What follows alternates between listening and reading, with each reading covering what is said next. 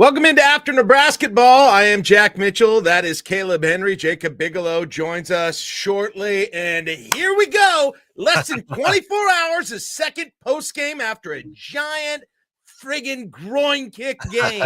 I love my new job. You're having a great time. It's so fun.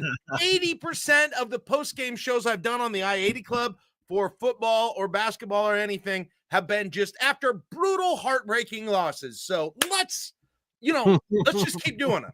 Let's keep doing them.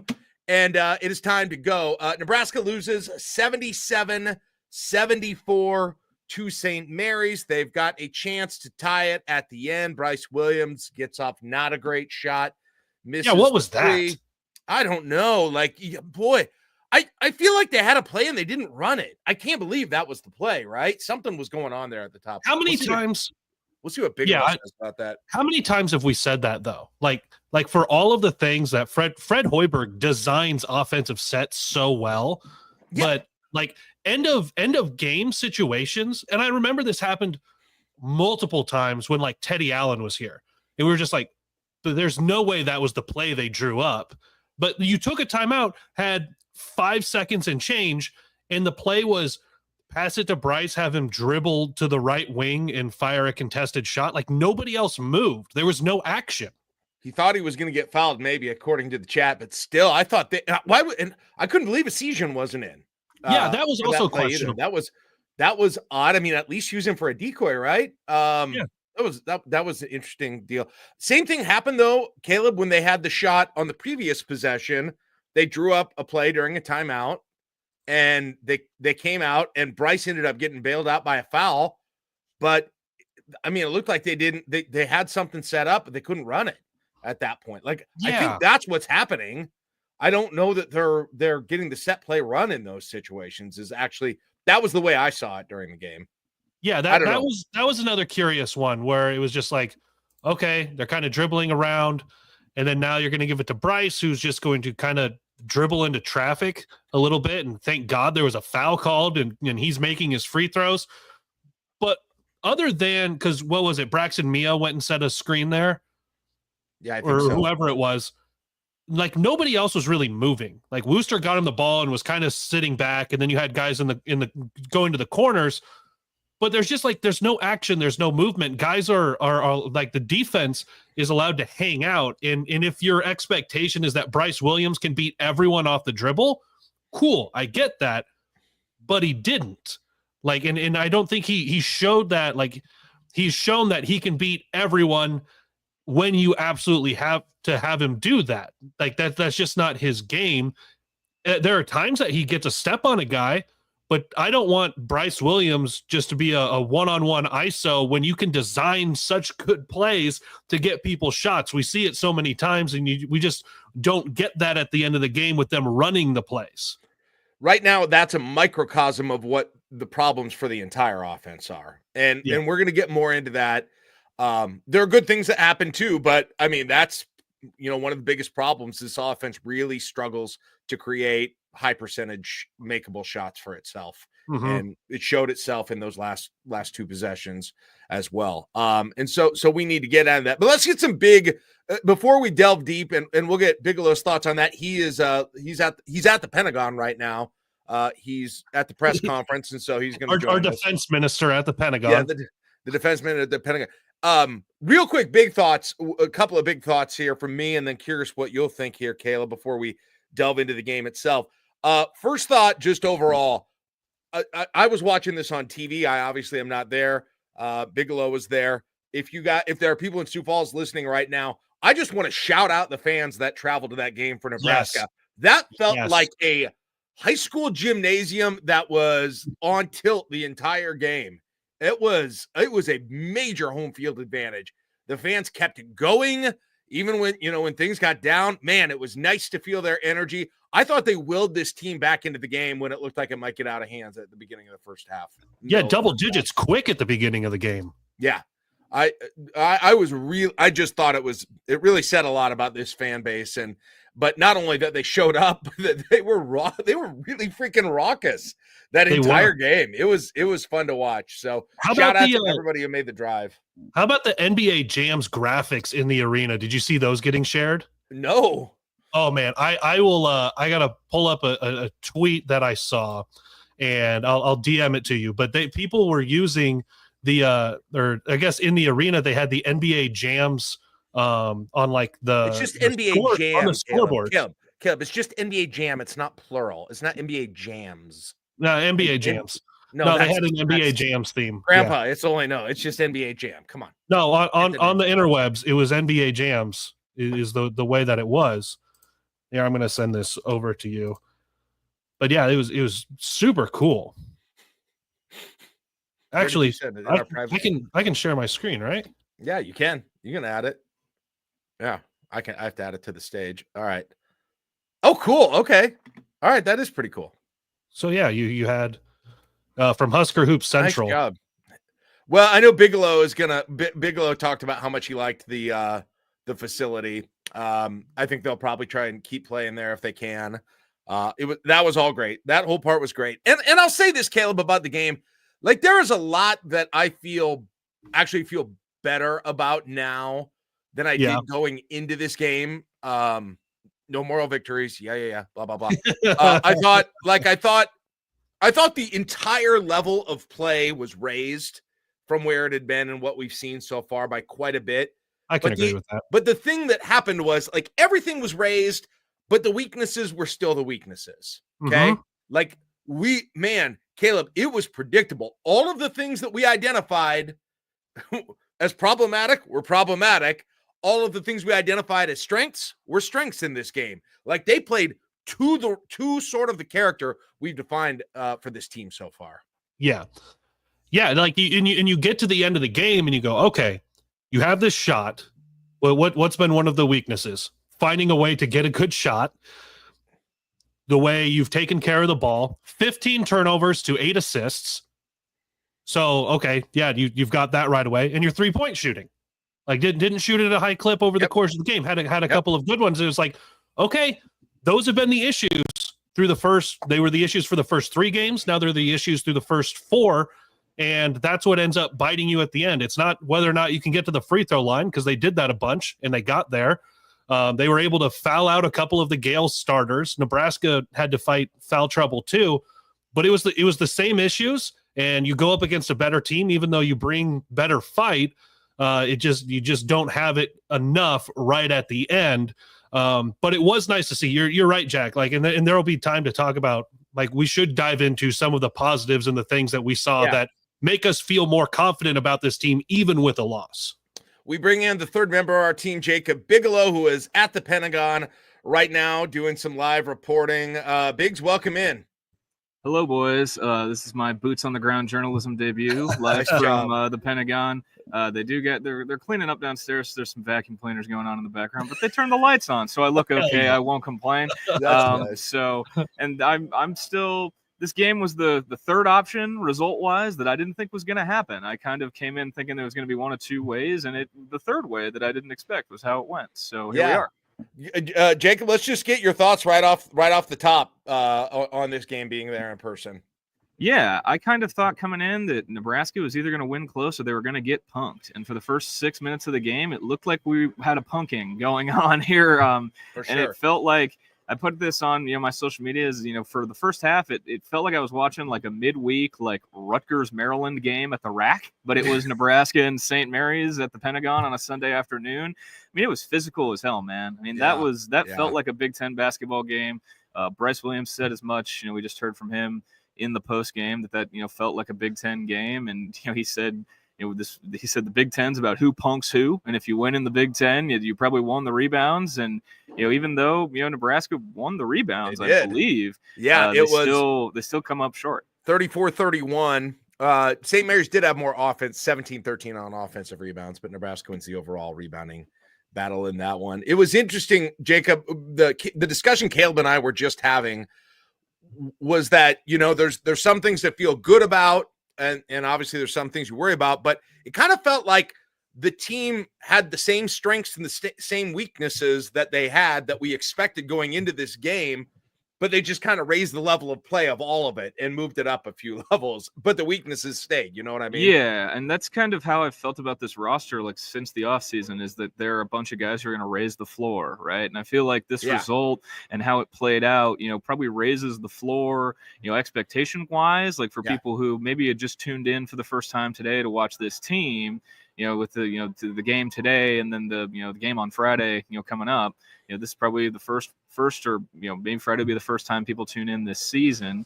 But I mean, this group, this team, I mean, it's a bunch of floor raisers. I just don't know if it's a bunch of ceiling raisers, still to this point. And Bryce Williams back to his regular form, eclipses his Nebraska career high with 28 after he had 27 in the season opener. But if it just became him in foul trouble late, they just couldn't find enough offense without him on the floor. They're not ceiling raisers until the offense gets a lot more efficient somehow, for sure on this thing. Guys, it's hard because I'm feeling two things right now. While there are, there were some things that were heartening about individuals. There's some things that were heartening in terms of the overall level of play. On the other hand, I'm already, this is probably an overreaction, but it's like losing a game like that. It's like, man, you're going to wish you had that one in March. Is the first thing I'm thinking after that's over. And you probably will, to be honest. It's going to be close for Nebraska, I'm sure. Yeah, because St. Mary's is a tournament team. So that would have been one that you lined up and when they're on Selection Sunday and they're saying, here's where St. Mary's is, and you're looking at the bubble, if that's where Nebraska is, you're saying, okay, well, how did they do against these other teams that are right in that same area? You're going to want to look back on this one. But the other side of it is, this is a tournament team. And on a neutral court, you lost by 3, had opportunities still to leave with a win. You just didn't. What does that mean for the rest of the games that you have to play? Because you're going to play a lot of other teams that aren't tournament teams. Like even in the Big Ten, you're going to play teams that are not going to be in the tournament. Can you fix some of these small things? Can you fix a little bit of the 3-point shooting? For the love of God, make a basket. The women made 23s in that same building yesterday. Just knock down 8, knock down 10. Yeah. Like you don't have to break a school record, but it's proven you can make shots in that gym. Please, they have to figure that part out going forward. Guys, let's just tick off the issues that I see, and I want to see what your thoughts are if you agree with sort of this list that still continues to be turnovers. Turnovers as one. The inability to create high percentage open shots via just the course of the offense normally. 3-point percentage, 3-point defense. Those are probably the big 4 for me. Bigelow, you seeing the same thing that I am, and the 4 things that they just have to improve? Yeah, I mean, that's the big 4 for sure. The Mount Rushmore, if you will, for this team. As I sit here in South Dakota, there's my pun. That's the Mount Rushmore of things that need to be improved on for this group. And it's going to be, I mean, that's 4 things that just big picture for the rest of the season. And then especially with the next game on the docket, on Friday night in Omaha. I mean, those are going to be things that are going to be paramount for this team, going forward, not just in the next game, but the rest of the way. Kaleb, what is it about the offense right now? I don't have a good X's and O's ways to describe it, but it just seems like every shot is difficult. And they're making some difficult ones, but the drives are difficult. The 3-pointers that are taken often aren't too open. They're not getting passes to open guys up. You saw St. Mary's have the ball, man, and they would drive in and then they would dish it off at the last minute. And there was always a dude there open. Right? Yeah. That Nebraska had to slide over late and couldn't get to. Nebraska's offense did not have that benefit tonight. Well, and some of it is just that Nebraska, like they're just not making shots that are open. Like that's part of it too. But there is the part about, it's a little bit of the football conversation about guys have to make plays versus you have to scheme them open on like the receivers and stuff. I think there's plenty that Nebraska is doing right to get guys open and be in a position to make shots. They're just not. Now there was a stretch there was, and I even tweeted it out that it was the best transition offense that Nebraska had this year. And I think it was Sam ended up with the ball and pushed it. And I think Connor Esijan hit a 3 and it looked so good. Granted, St. Mary's answered with like a bucket right away on the other end, but Nebraska's not getting any like transition rhythm. Get the ball out of the basket, whether it's a make or a miss, grab the rebound, push it up the floor, get someone in the corner, swing it around. Like there's not really that. And you got late in the game, even like think about in that last minute, Bryce Williams ultimately gets fouled, but he was like walking the ball up the court with a minute to go. And like, you're losing. There's just so many times that it doesn't feel like there's an urgency on the offense. And then when there's not an urgency, you're just kind of, let's go pass it over here. You get late in a shot clock. There's no rhythm.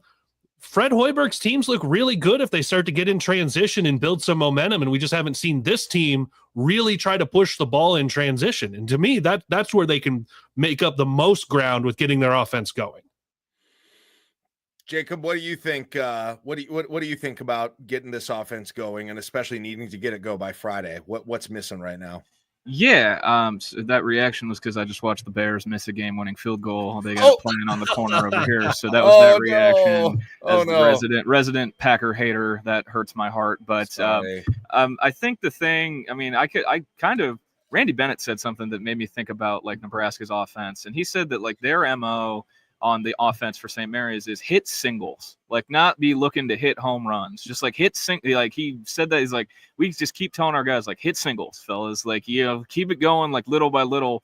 And I feel like Nebraska, like this, we've heard Fred Hoiberg preach about little things and the simple play and like everything, I feel like since he's been here, and obviously, some people who watch this team all the time may still be Keisei Tominaga pilled and waiting for a home run of some sort and a heat check or something like that. But I think you got to start small, right? Like if Bryce Williams isn't on one, like you draw up a play for Connor Essegian to get a three in the corner, draw something up for Griffiths. Like I know the offense is supposed to be this NBA style, free flowing, whatever. But I mean sometimes you can just have pet plays that you go to to break a slump and get things rolling. And that's kind of, I think you got to start small. But I mean the offense, I think they're getting good shots. They just aren't going in for the more often than not. And Fred Hoiberg, he said as much when we just heard from him. He thinks they're taking good shots. And this doesn't have anything to do with the offense, but this was the biggest thing that I learned in the post game. And I guess Fred Hoiberg talked about it on the pregame radio show. Was that the fire alarm went off 5 times in their hotel last night. They said it on the TV broadcast. And Fred said he didn't get back to sleep until 4:30 in the morning because of the fire alarm going off 5 times in the middle of the night. And he used that as an example of adversity and whatever. But I mean, he was a little fiery. Fred was a little fiery. You could tell he was he was pissed off. A little fire alarmy. I mean, if that depends on if you're pressing the panic button. That maybe the fire alarm. There's plenty of ways to react. On a day like today. But I mean, I think you just got to start with simple plays. You've got a basketball savant as your head coach who's got a playbook that is probably multiple hundreds of pages long.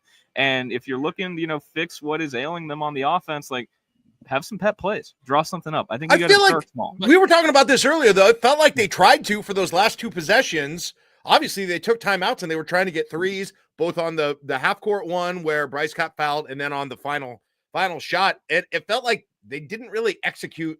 My guess is they didn't execute the play that was drawn up in those situations. We didn't hear about the last play, the second to last play, but we heard the last one. What was that supposed to be? They were supposed to be a screen, and someone was supposed to pop out, and they just stayed with Bryce, and they defended it really well, and he wound up with that shot. Was the explanation that we got from Fred. Damn, that vacuum's loud. But we can't hardly hear it, so you're good.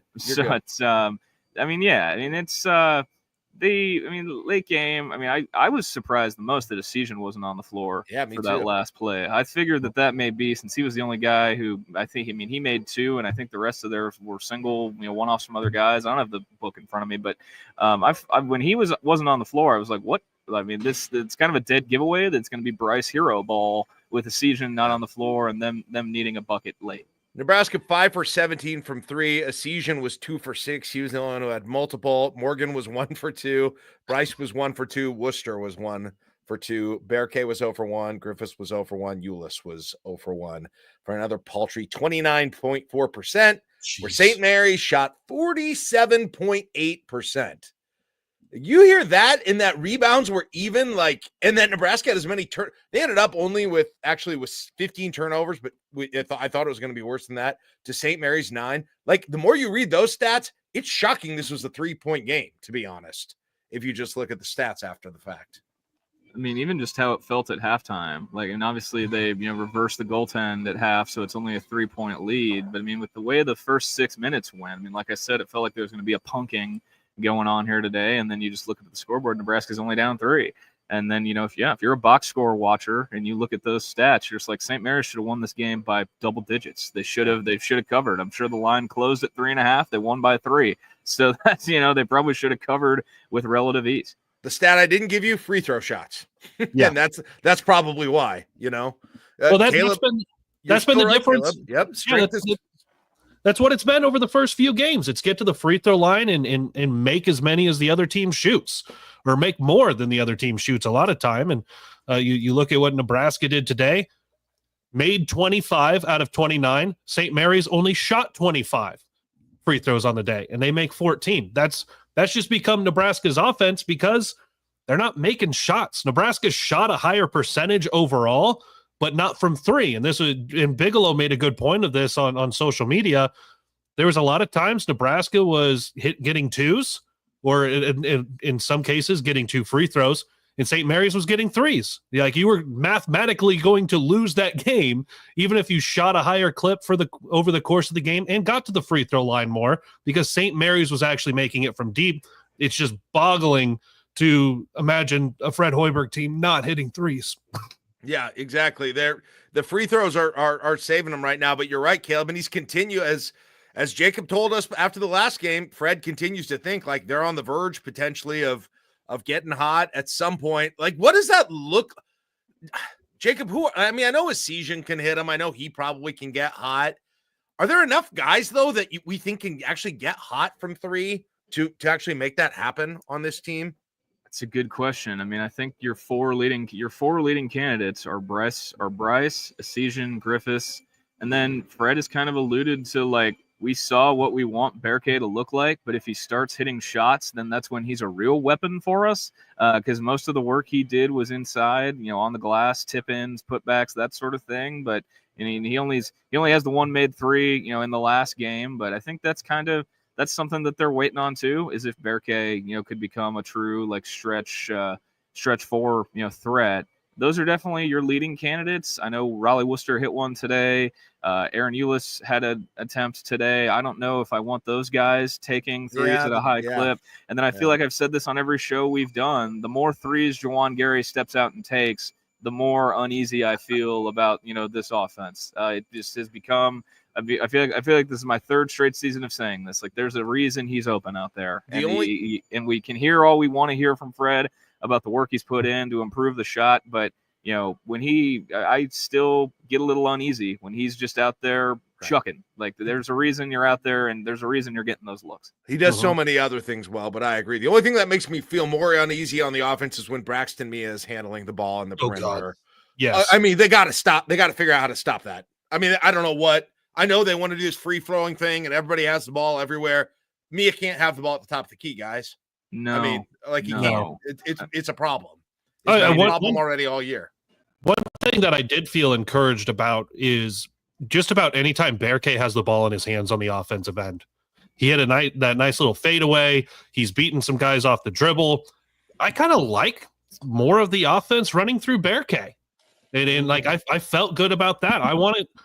And he's a guy who has shown that he can shoot the ball a little bit. I'm fine with him taking a couple more shots from outside if they give him room. I like Berkay. Gave me a lot of confidence today, seeing him go up against better competition than we saw in the first few games. I liked him offensively today, and I like him moving forward. I liked a lot about him today. By the way, I think we got a question: who is going to replace, to the best that they can, Tominaga and become a crowd favorite? We saw his personality today. Yeah, we saw personality. We saw some, like, Josiah Alec hustle and just fire in a way that you're not going to get those first few games with the level of the opponent. Yeah, it's a loss, but you learned a lot about the personality of the guys, the fire for the guys, kind of just what the makeup is for this team. And I feel good about them going forward. Like we've said, there's still the issues that are there. But you're right, Jack. Bearke is that guy. If you're trying to identify who it is that the crowd 100%. Is going to get attached to, I'll still say in PBA, if Griffith comes out and hits a couple threes, the crowd is going to lose their absolute poo-poo. But Bearke is going to be the guy all year, home or away. Yeah. We're looking at the I-80 Club chat, by the way. Our members get to be a part of the live studio audience chat. DZ says Mia should never be more than 5 feet from the hoop and should never get the ball below his head. I know yet, man, and he had that one turnover off to the offensive rebound that was huge in this game too. So those are rough. That said, man, I also want to give him some props too, because man, having him in there for a bunch of those rebounds was huge. I don't know what he ended up with rebounds wise, but he felt like a little bit of a cheat code on some of those rebounds sometimes that were really nice. Boy, he only ended up with three rebounds. Man, okay. Well, that was only 3 rebounds and 1 block. Felt like more to me. That's because so many of those balls were just tapped around. Like that was part of it. A lot of them ended up just being tap arounds that entire time. But to Jacob's point earlier about this being physical and feeling like a Big Ten game, one thing I did like about this team is they're not going to get bullied under the hoop at all. I don't think, which you've definitely not been able to say about Fred Hoiberg teams. Some of that is going to be because if somebody does get bullied a little bit, Bearke is going to come in and enforce a little bit. When you had Mia, Bearke, and Juwan Gary all in there battling for rebounds, it was like a hornet's nest down there. It was great to see. I think we also need to recognize, and things don't typically go this way, Nebraska was lucky in that last minute to even get a shot to tie. St. Mary's messed up. Yeah, I would. Like St. Mary's misses the shot, and their big guy forces up another one. I was like, what are you doing? Why are you shooting that ball? You guys just reset the shot clock. Why are you not kicking that out? Also, if you are going to shoot, every Husker is down around you. Why are you shooting that? If there's 12 minutes left in the game, not 12 seconds, you should not be shooting that basketball right there. And they do, and Nebraska gets a chance. Obviously, it doesn't turn out, but Nebraska got lucky. The opponent made a mistake in winning time and allowed Nebraska a chance. Yep. Nebraska didn't take advantage, but finally, like there was a moment where Nebraska had the luck go its way by the opponent making the mistake. That's true. Boy, it would have been heartwarming to see Saxon make the error after watching him the entire day and being moderately annoyed by him throughout the game. I don't know. Jacob, where do you think this St. Mary's team ends up this year? How good is the St. Mary's team that we just faced? Well, they were a 5 seed in the tournament last year, and Fred Hoiberg said afterwards he thinks this team is better than last year's team. So I think they could be in that same range. I mean, I think they're pretty good, man. I mean, I talked about on my podcast that dropped this morning, I thought I didn't talk enough about Mikey Lewis. I'm not familiar with his game. Yeah, I was the Shaq meme. Like, I apologize. I'm not familiar with your game. He had a big one against Akron the other night. And I'm just like, oh, this is a true freshman. Like, I don't need to think too much. Then he was just on one today. I talked about Marshallonis, the other Lithuanian guy, and then Saxon. Because, I mean, Saxon, excuse my French, I mean, that's a tough son of a bitch, man. Like, that's a Big Ten big. He's tough as nails. Tougher. I mean, all the coach speak, tougher than a $2 steak. All that. And if I was Randy Bennett, I would have had him like trying to go at Mia more than he did. And he still finished with 12 points and 12 rebounds. But I mean, I think that St. Mary's team is really good just because of how precise and how surgical they are with everything they do. And that's a testament to Randy Bennett. I think he's one of the most underrated coaches in college basketball. Dude, Saxon looks like he just plucked off some past Illinois roster or something. I mean, geez. That's reassuring, I think for Husker fans, if that is in fact the case, and then especially going into a game against obviously another really good team, top 25 team as well. Guys, any more thoughts on things you did see that you did like, things that were encouraging? I think we got that Mount Rushmore, right, of just offensive efficiency, 3-pointers, turnovers, and 3-point defense. Anything else on the positive side, though, that either of you saw in this game that you wanted to mention before we wrap? The scramble defense looked like it was there a little better today. I know St. Mary's was still was still shooting well, but there was a stretch, especially when Nebraska closed the gap late in the first half to get it to 5 and then ultimately 3 because of the reversed goaltending call. And then to start out 9-2 in the second half, Nebraska's that scrambled defense really wasn't there over the first 3. And that's become a staple of Fred Hoiberg now here in Lincoln. They'll be using it on Friday. Yes, definitely. And it was nice to see stretches where it was working and guys were definitely buying into it. And that's the question you have when you bring in so many new pieces. Are they going to buy in to what is the system? And you saw it in pieces today. Yeah, I mean, I guess my biggest takeaway was Berke. I know we talked about him a little bit, but I don't know if I've shared this analogy with you guys yet. But since Fred Hoiberg got here, I've kind of said he's been chasing the ghost of George Niang at Iowa State. Mm-hmm. I was really into those Iowa State teams so much that I almost went to school there. And George Niang, not skinny George Niang, who's in the NBA now and is like a 3-point specialist. Like, that dude was chunky. He was slow, but he was a point forward. And he could initiate the offense through the high post. He'd bring the ball up. He'd do all that. And in no way am I saying that Berke is George Niang. George Niang was a candidate to be the National Player of the Year. If he doesn't break his foot his senior year, Fred Hoiberg thinks that team goes to the Final Four. But schematically and aesthetically, the stuff we saw today from him, most resembled that. And that's kind of where I think Fred gets if he steps out and starts hitting threes, he could be a real weapon because it's in that blueprint of the point forward, in the Fred Hoiberg offense. So that was my biggest takeaway from that. The defense, that's kind of still my biggest question mark. And it's not 3-point shooting, which may be an upset, but I know they've been so staunch with this no middle. Like, I've called it the fire drill, I've called it the scramble drill, but they double the post. They try to, block any baseline drives to the best of their ability. But if you're a team like St. Mary's that's as precise and on the money with their passing as they were when they were getting those really good looks, that's how that defense gets diced up. And especially with Mia on the floor, like, you can't afford to have him in switches, man. Like, you can't. Like, there were two instances where when one was on offense, one was on defense, but he got caught in bad switches and he gets the ball at the elbow and he just froze like an old PS2 game. Like, you have to blow on the memory card to get it to start playing again. Like, he just froze there. And I'm just like, this just looks, the fit with him is still weird to me because defensively, I'd think you have someone that big, you'd want to put him in drop coverage and just try to funnel things to him to protect the rim because that's where he's shown he can be at his best on defense. But if he gets pulled out away from the basket, I don't want to say it's curtains, but it's a pretty tough visual if you can get him, out from, the free throw circle. That's both sides of the ball now. Yeah, okay. Yeah. I think we know where we want him on both ends of the court, right? Absolutely. Yeah. Yeah, for sure. I'm trying to think if I have anything. I would just say, I know we kind of talked about this as it pertained to Berke, but I thought this team just showed a completely different level of personality as a whole. And I don't even quite know. It's kind of an intangible thing, but you could kind of feel a little, it felt like a better chemistry today. It felt like they were more motivated. It felt like they were showing more personality as a whole.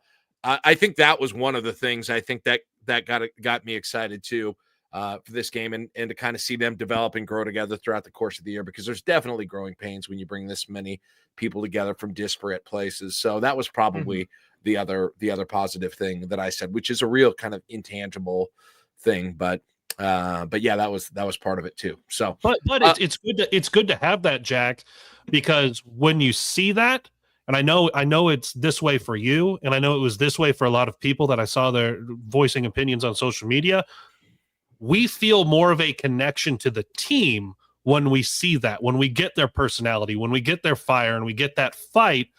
What happened today, I feel like there's more of a connection from Husker fans to this team than there was over the first 3 games, even though those were wins. For sure.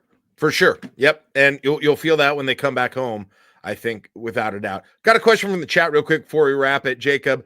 The question from DZ is, how similar is St. Mary's to Creighton?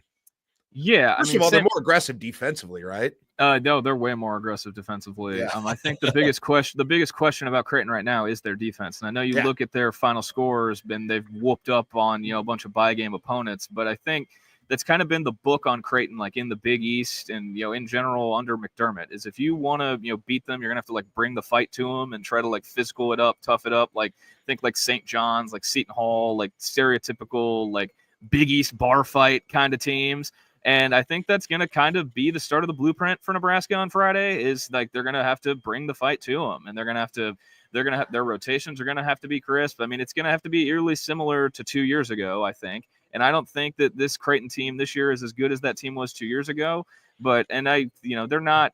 I mean, I don't think they're as surgical. I mean, Creighton will always have like that avalanche ability where you can look down for a minute, look back up. They're on a 16-0 run. You're like, holy shit, like where did that come from? Like that's always going to be a thing. But they don't like do it with precision. They don't do it with as much like precision, and it doesn't feel as surgical, as a team like St. Mary's. But it's still your lawyer cousin's Creighton basketball. They're gonna shoot threes. They're gonna, they'll let it fly. All of that. It's your cousin who's a lawyer, or your brother-in-law who's a doctor. If you don't have a lawyer cousin, does that mean you're the lawyer cousin in the family? No, not at all. No. If you don't have one, you better start looking in a mirror. Jacob, who tell us this? Who's matching up with Kalkbrenner?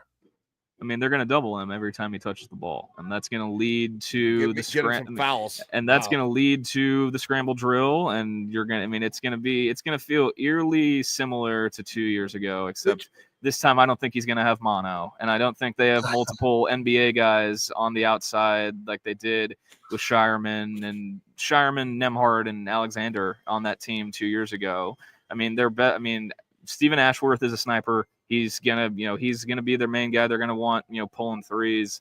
But I mean, they're gonna double Kalkbrenner, I feel, on every touch. And I feel like I may have to set an over/under for when Braxton Mia fouls out, given that probably likely being the case. But I mean, I think they're gonna double him every post feed. I think. I got a feeling he's going to foul it, and he's going to get his money's worth when he does it too. So that'll be interesting.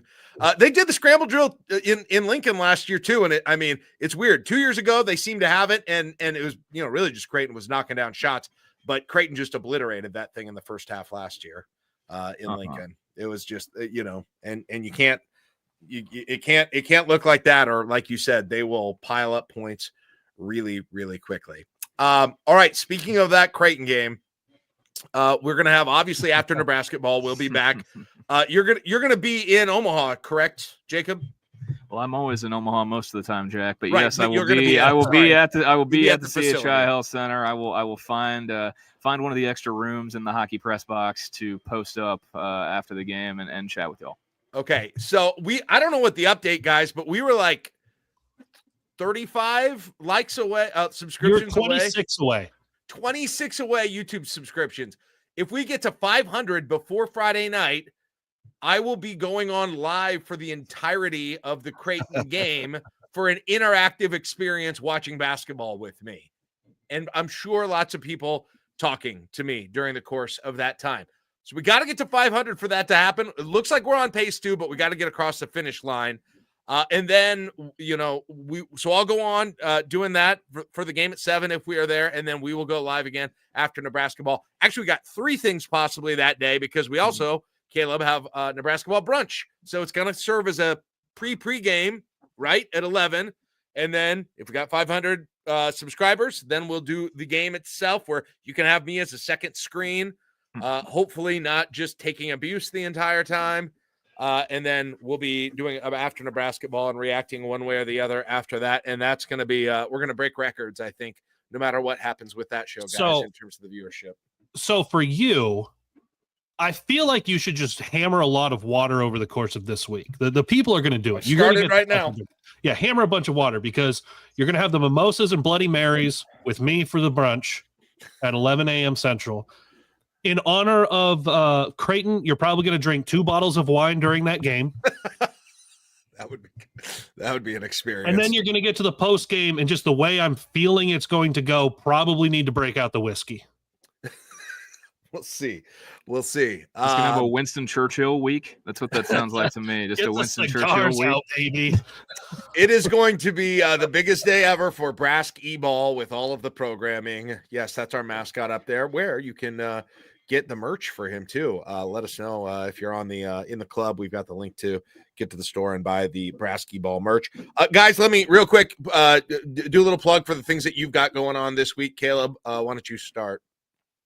Everything that I do, huskermax.com. Obviously, the football is back at home, so a lot of stuff going into the final home game of the year. Hopefully, they can get bowl eligible, and Huskers today every day in the afternoon, as long as I'm not fighting a cold. But yeah, everything I do, huskermax.com, and also on the socials, I guess Blue Sky now. I've been doing that a lot more, and the old Twitter, Kaleb Henry. There you go. I-80 Club's on Blue Sky too, as am I, as is Jacob and Kaleb. Jacob, how about you? I know you said you just done a podcast this morning.